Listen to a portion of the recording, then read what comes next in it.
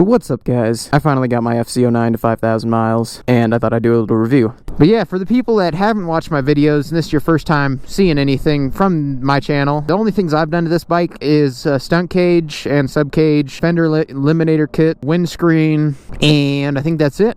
Basically stock, nothing to increase performance at all. If you're completely new to the FZ-09, it's an upright sport bike. It has a 847cc engine, but I'm also at 8,000 feet. So that's about 25 horsepower less, so it's roughly 75 to 78. Somewhere in that range is what I'm left with since I live up in the mountains. It's an amazing engine. They use it in one other, no, I think that's the FZ-10. I think they use an R1 engine inside. I don't think this is an engine that's in any other bike. I could be wrong though. I'll use my last video, a 0 to 100 kind of thing. 3, 2, 1.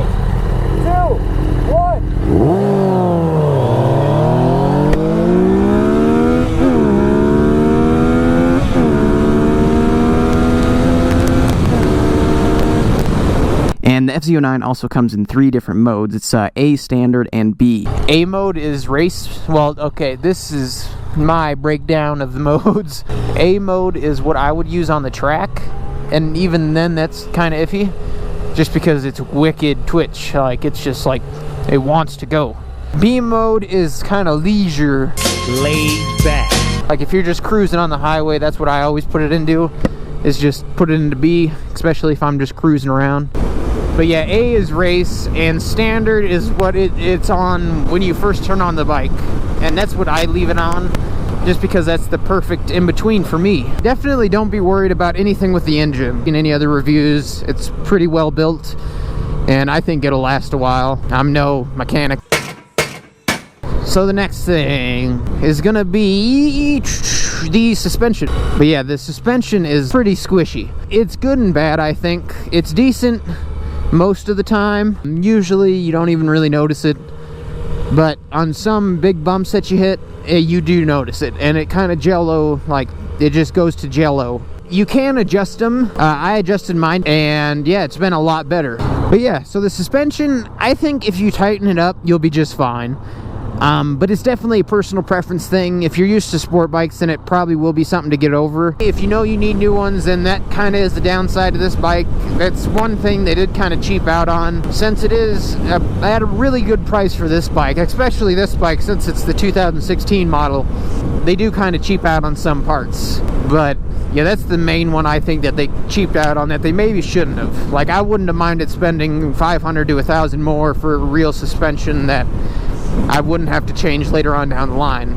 So yeah, that's engine and suspension. The ride is something I really enjoy. The seating, for the seating position at least, sitting completely upright. Like, there's no hunching over at all. So that's what I love about the seating, in my opinion.